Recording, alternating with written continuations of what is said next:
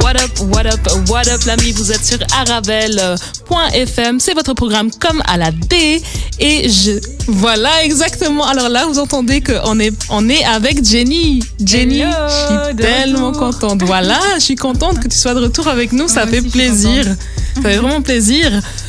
Donc là, on va rester avec Jenny pendant toute la soirée. Effectivement, je suis en train de répéter parce que ça me fait tellement plaisir d'avoir ma petite sœur avec moi, c'est l'émotion. Mais il faut quand même que je me focus sur notre invitée qui est Karen Claerhout, qui est la directrice de Cassie Dance Complex. Voilà, c'est ça. Voilà, moi, je suis partie vraiment en anglais. T'inquiète. Alors, je suis contente de vous recevoir. Merci. Et pour les gens en fait qui vous connaissent pas, est-ce que peut-être tu pourrais te présenter et dire qui tu es comme ça? D'accord. Voilà, moi c'est Karen Claerhout. J'ai 36 ans maintenant et j'ai mon école de danse, ça fait maintenant 12 ans, je crois. 12 ans? Oui, ça fait très longtemps, mais j'ai commencé déjà quand j'avais 14 ans à donner cours. Donc j'ai commencé à donner cours un peu par-ci par-là. Et puis au final, j'ai ouvert mon propre école de danse, ce que je fais toujours jusqu'à aujourd'hui. Ouais. Ok, donc c'était vraiment une passion, ça a commencé directement. Ouais, j'ai commencé quand j'avais 2 ans, je pense, avec la danse. Et quel genre de danse, quel style de danse? Ballet. Ah, ballet. Parce qu'à ce moment-là, le hip-hop, ça n'existait pas. C'était vraiment ballet, jazz et même disco. Disco aussi, j'ai fait, mais parce qu'à l'époque, c'était vraiment ça. Et à part après, ça a commencé avec du funk et les hip-hop, c'est vraiment commencé plus tard. Ouais, moi aussi, j'ai commencé avec ballet. Bon, je vous ai dit, j'ai gratté l'idée, caressé l'idée d'être danseuse, mais c'était pas pour moi. C'était pas pour moi. Mais alors, du coup, qu'est-ce qu'en fait t'as fait prendre la décision de commencer une école de danse en fait? Parce que d'accord, t'étais prof et tout, mais c'était quoi cette ambition qui t'est venue de commencer une J'ai école? toujours voulu. Depuis que j'étais tout petite, j'ai toujours voulu avoir une école de danse. Je ne sais pas pourquoi, c'était une rêve, vraiment. Et j'ai commencé, donc, comme j'ai dit, avec le ballet. J'ai commencé à prendre plus de cours. Et comme j'ai commencé à 14 ans, j'ai commencé à vraiment aller par-ci, par-là. Et bon, j'ai fait l'école et tout ça, mais la danse, c'était vraiment... J'ai commencé à travailler avec des artistes, danser pour des artistes. Et je me suis dit, je veux vraiment avoir mon propre école de danse pour partager ma passion, de un, et aussi pour pouvoir évoluer des enfants, des jeunes et tout ça. Donc, et puis voilà, avec l'aide de mes parents, on a trouvé une bonne bâtiment, on a tout construit, on a fait de A à Z nous-mêmes en fait. Ah ouais, donc histoire de famille. Ouais, c'est vraiment une histoire de famille. Mais mes parents ils sont toujours derrière moi.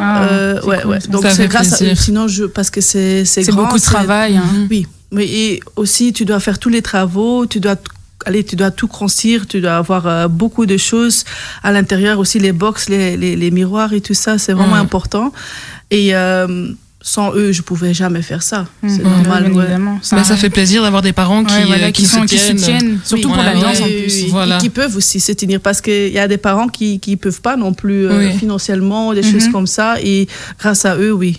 Et avec quel artiste tu as eu la chance de collaborer, par exemple, dans le monde de la danse? Avec plusieurs, en fait. Ma première artiste, c'est Hadis, mais elle n'est pas trop... Je ne sais pas si elle vous connaissez. Oui, je connais. C'est une artiste turque. Elle est belge, mais elle est plus connue en Turquie.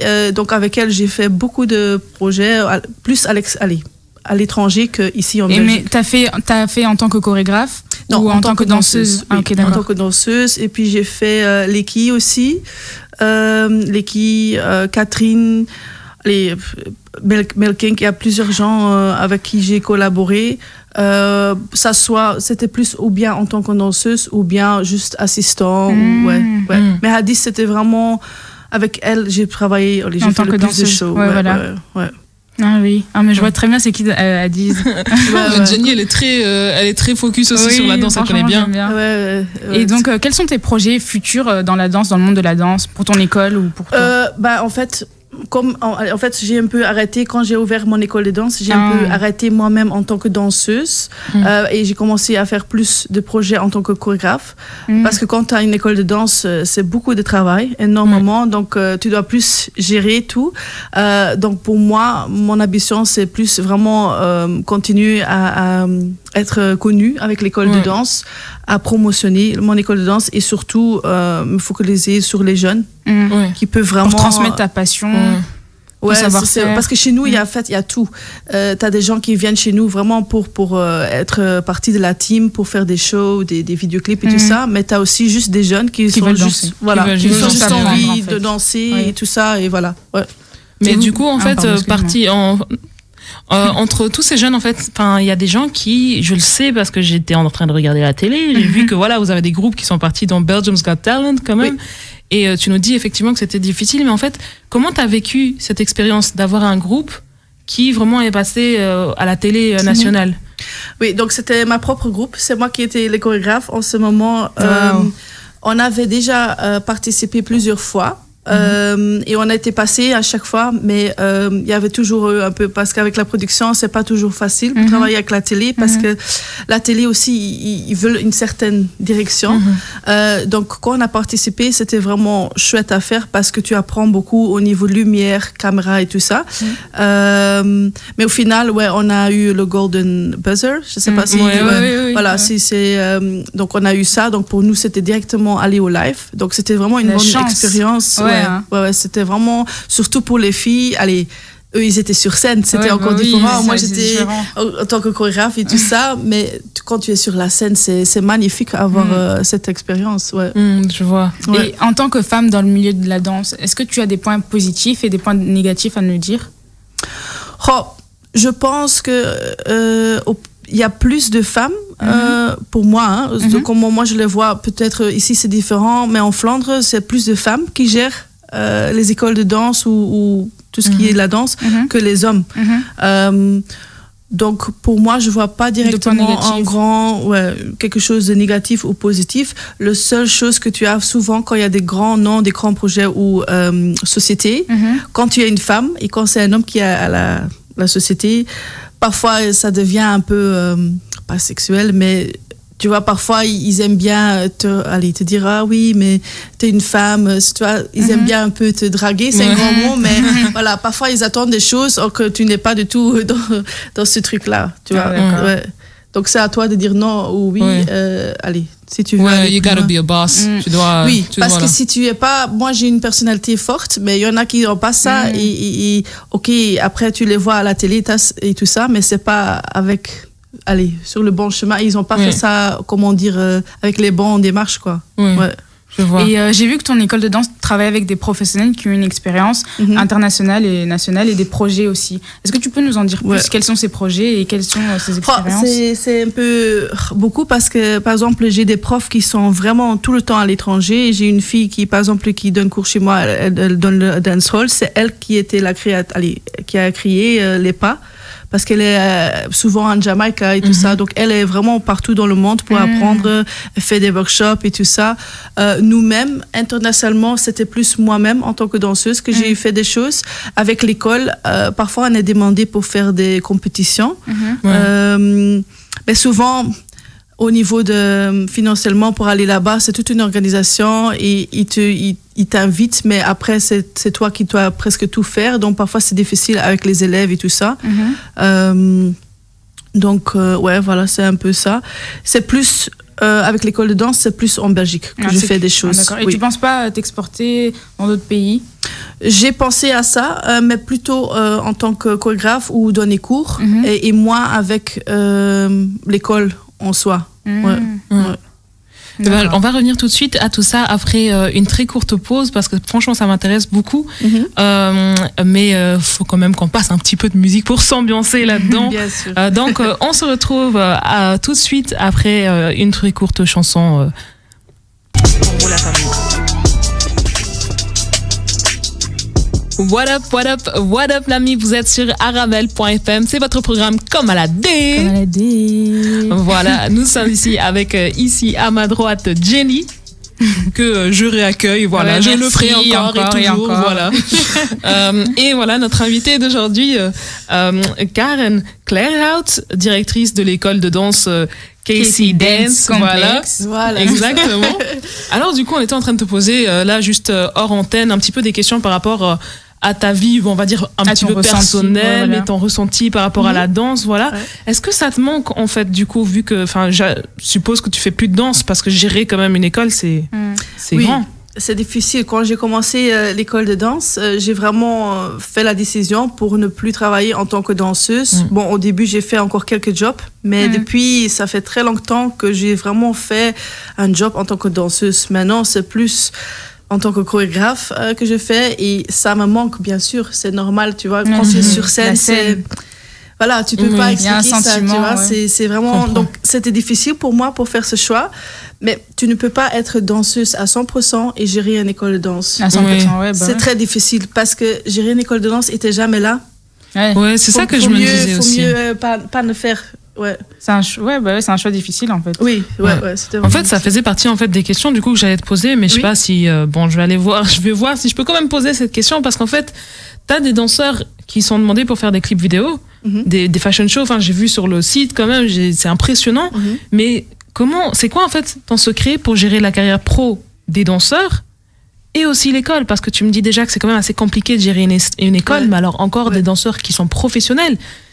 Comment tu fais? En fait, moi, ça me pose pas vraiment un problème, parce que par exemple, si j'ai une société que je disais tout à l'heure, je travaille beaucoup pour les grandes sociétés comme Nissan, Toyota, des choses comme ça, et eux ils demandent fais un show autour une nouvelle voiture, ils veulent faire une promotion, et voilà, je fais ça, et pour moi c'est quelque chose où j'essaie d'abord toujours d'amener mes propres danseuses que j'ai déjà entraînées depuis un moment, mais parfois le client il demande aussi une certaine danseuse, une certaine type, ou par exemple, il veut seulement 4 garçons, tu vois. C'est un peu comme dans les castings, quoi. Voilà, c'est comme ça. C'est les hostesses et tout. Moi, je travaille plus ou moins toujours avec les mêmes personnes. C'est des gens, j'ai beaucoup de danseurs aussi, que ce soit des profs ou des danseurs que je dis, voilà, quand j'ai un job, je vous contacte. S'ils ne peuvent pas, je regarde quelque chose. Mais j'essaie toujours de travailler d'abord avec mes propres gens, on va dire, tu vois. Ouais. Et comment est-ce que pour toi, qu'est-ce que c'est la danse, si tu devais définir ce terme, ce mot?